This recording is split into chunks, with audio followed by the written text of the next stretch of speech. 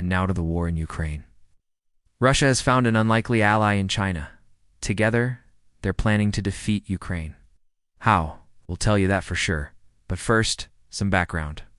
Every day that it continues, more and more people are getting disillusioned with Russia.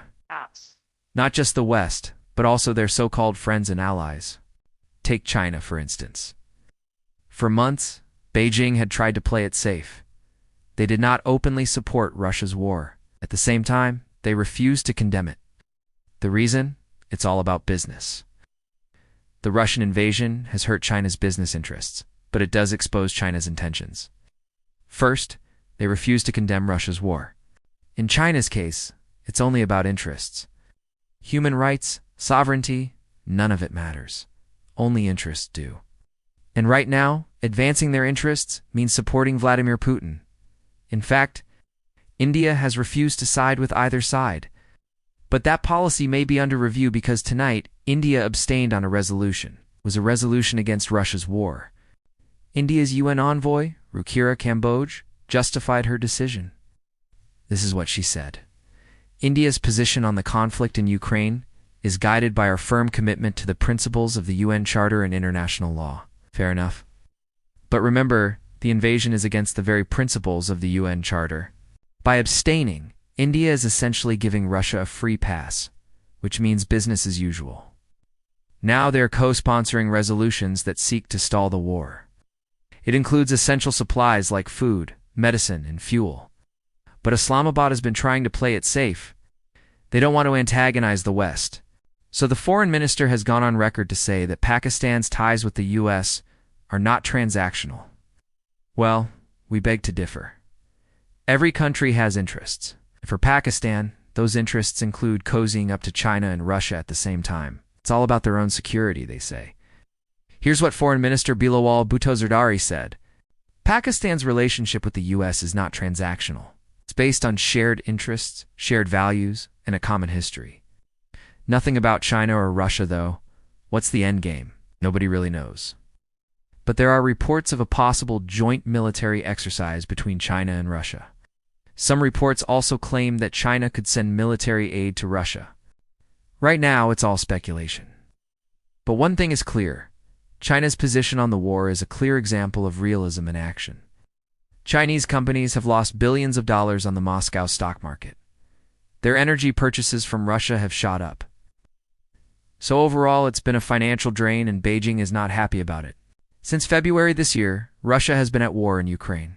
It's an unjustifiable, inexcusable war. In fact, last month, President Xi Jinping told Vladimir Putin that he was not happy about the situation in Ukraine. I have that statement with me. This is what Xi Jinping said. China has joined Russia to defeat Ukraine. How? Through the United Nations. Let me show you a headline. China and Russia back each other's core interests and jointly safeguard peace and security in Ukraine. What does that even mean? That Russia and China back each other's core interests is understandable. Russia supports China's claims in the South China Sea. China supports Russia's war on Ukraine. But how can they jointly safeguard peace and security in Ukraine when one of them is fueling the war? We understand that the current situation in Ukraine is something you don't want to see. It wanted the Council to call for ceasefire and an end to Western sanctions. Now, this is pure sophistry. The war is on Russian soil. Russia is the unreasonable aggressor. What does it want as a reward? A ceasefire and an end to sanctions.